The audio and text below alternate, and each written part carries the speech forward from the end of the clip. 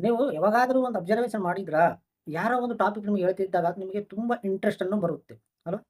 ಆ ಇಂಟ್ರೆಸ್ಟ್ ಬಂದಾಗ ಇನ್ನ ಕೇಳಬೇಕು ಅಂತ ಕೇಳ್ತೀರಾ. ಬಟ್ ಅದು ಕೇಳಿ ಏನ್ ಮಾಡ್ತೀರಾ? ಆ ಇಂಟ್ರೆಸ್ಟ್ ಬೇರೆ, ಗೋಲೇ ಬೇರೆ.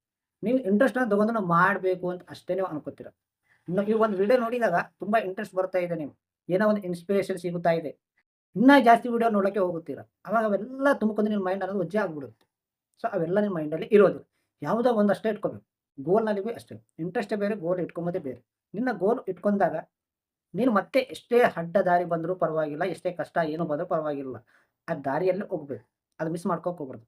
ಕನ್ಸಿಸ್ಟೆಂಟ್ ಮೇಂಟೈನ್ ಮಾಡಬೇಕು ಯಾವತ್ತು. ಅವಾಗಲೇ ನೀನು ಅನ್ಕೊಂಡಿದ್ದನ್ನ ಸಾಧ್ಯ. ಬಟ್ ಇನ್ನೊಬ್ರಿಗೆ ನಿಮ್ಗೆ ಜಲ್ದಿ ಬೇಗ ಬಂದಿದೆ ಅವ್ರಿಗೆ ಸಕ್ಸಸ್ಸು, ನಿನಗೆ ಬಂದಿಲ್ಲ ಅಂತ ನೀವು ಯಾವತ್ತೂ ಕಂಪ್ಯಾರಿಸನ್ ಮಾಡ್ಕೋಬೇಡ. ಯಾರ ಕೆಲಸ ಅವ್ರು, ಯಾರ ಹಣೆಬರಹ ಅವ್ರದು. ಸೊ, ಇನ್ನೊಬ್ಬರ ಬಗ್ಗೆ ನೀನು ಯಾವತ್ತೂ ಕನಸಲ್ಲಿ ಕೂಡ ಥಿಂಕ್ ಮಾಡ್ಲಾರ್ದಂಗ ನೀನು ಒಂದು ಗೋಲ್ ಇಟ್ಕೊಂಡಿದ್ದಾಗ, ಅದು ಎಲ್ಲಿಗೆ ಬರುತ್ತೋ, ಅದು ಎಲ್ಲಿಗೆ ಮುಟ್ಟುತ್ತೋ ಅಲ್ಲಿಯವರೆಗೂ